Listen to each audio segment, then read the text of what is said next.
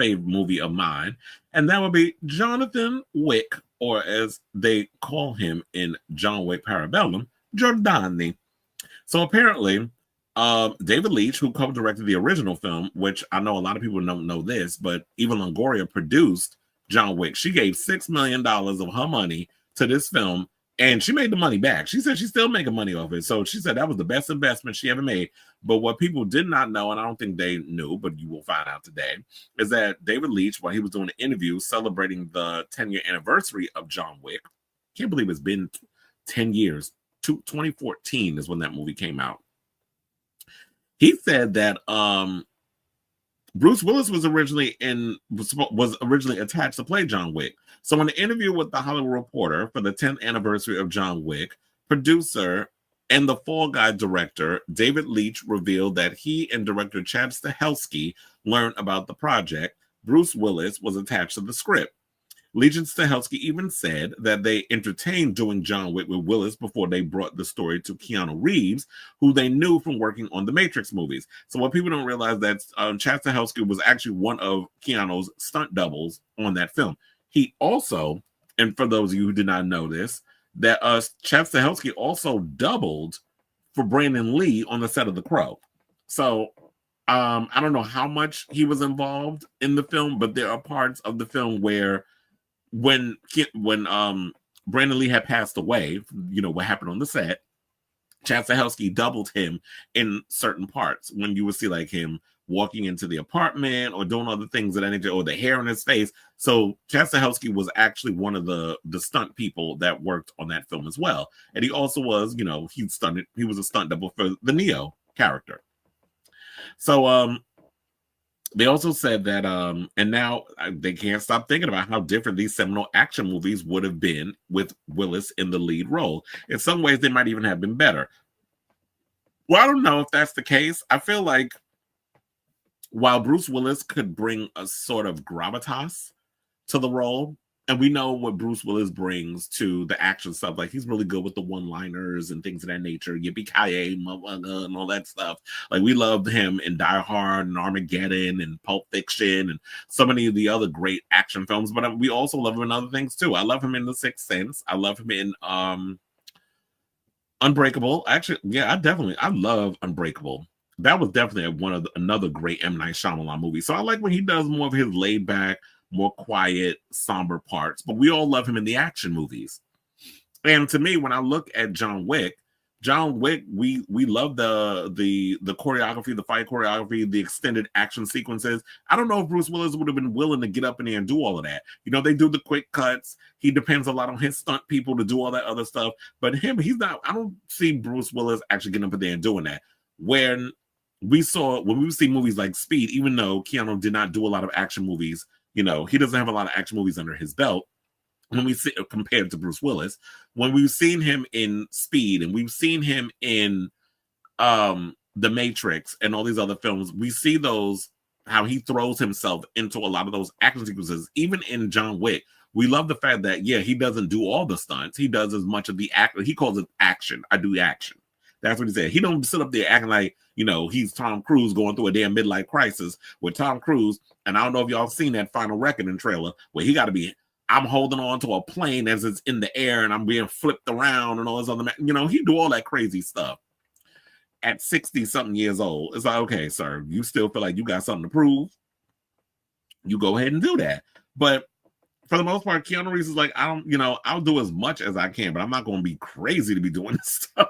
You know, some of the stuff I can't see Bruce Willis at the time fully committing to doing the stuff required to be in a John Wick, or, you know, required of an actor in a John Wick film, let alone sign on to do 3 more movies. So I feel like they made the right decision with going with Keanu. And plus, from what I could understand why they went with him, because they were saying 10 years ago when the film was being done, Willis would have been 59 years old, almost a decade older than Reeves, who was 49 or 50 when he worked on the first film.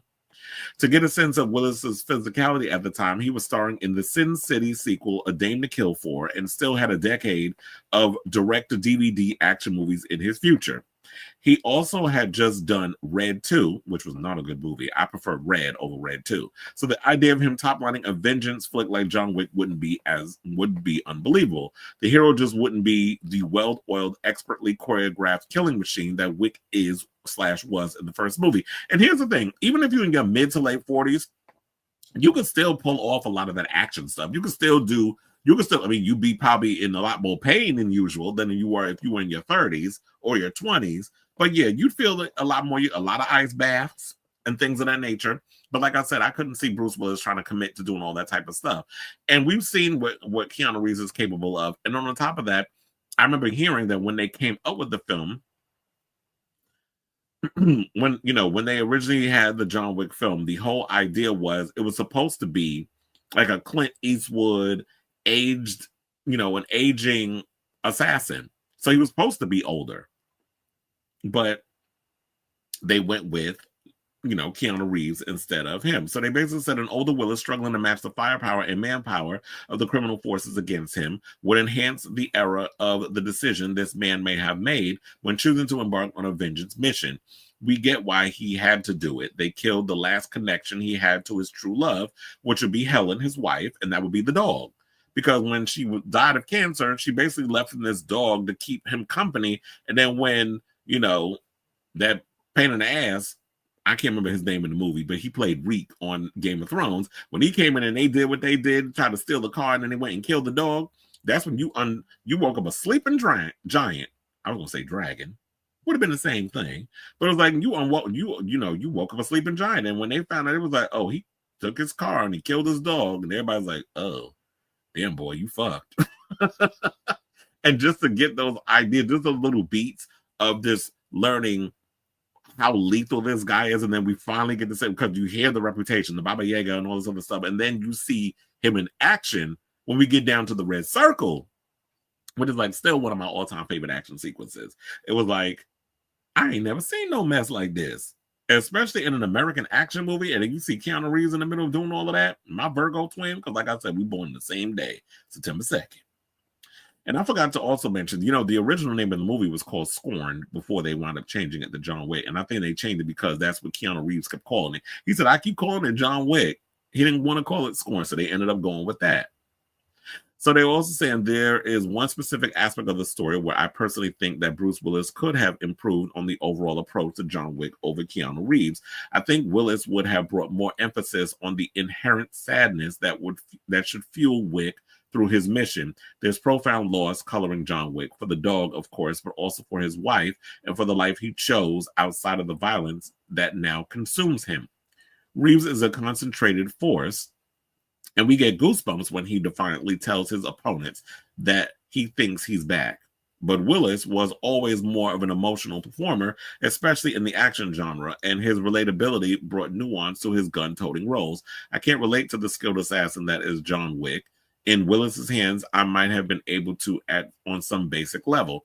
But that's because I wonder what Bruce Willis's sign is. He probably is more of an emotional person than a logical person, whereas Keanu Reeves is a Virgo. We're more logical than emotional. So we can be emotional when need be, but in so many ways of trying to captivate that for, an audience, I can totally get what the person behind this Cinema Blend article is trying to say. And they also said that John Wick was not meant to be one of the best Bruce Willis movies. Instead, Keanu Reeves gets to carry that torch.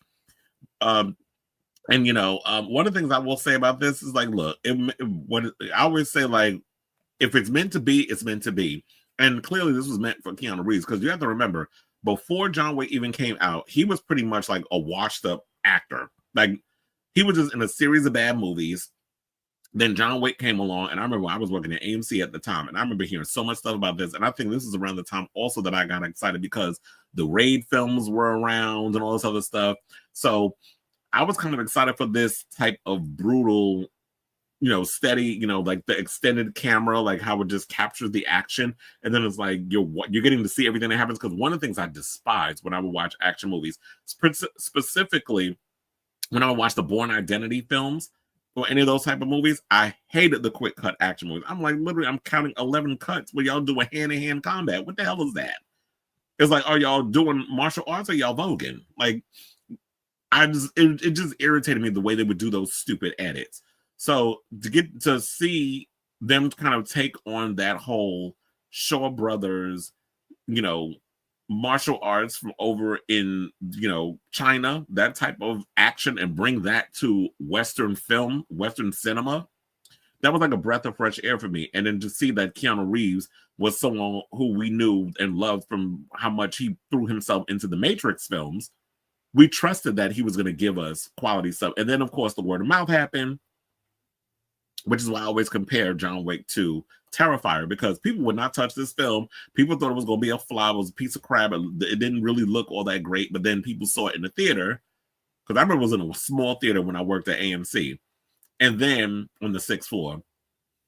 And so then after that, that's when the buzz got around, the word of mouth, and then people got interested, and then everybody started talking about it. And then I realized once it hit home video and streaming and things, of that nature, that's when everybody got excited. And then that's when the movie did gangbusters, and then we got John Wick Part 2. And that, I remember when that came out in the theater, that was a huge hit because people already seen the first one, and they liked what they saw, and they had to see this film in the theater. So I said this to say, what do y'all think of this story? Would y'all have liked to have seen an alternate, or probably try to be in a part of an alternate universe where Bruce Willis would have been John Wick? I would have liked to have seen that, but no shade. I actually prefer Keanu Reeves because I just love Keanu Reeves in this role, and I just can't imagine anybody else taking on this part. So let me know what you guys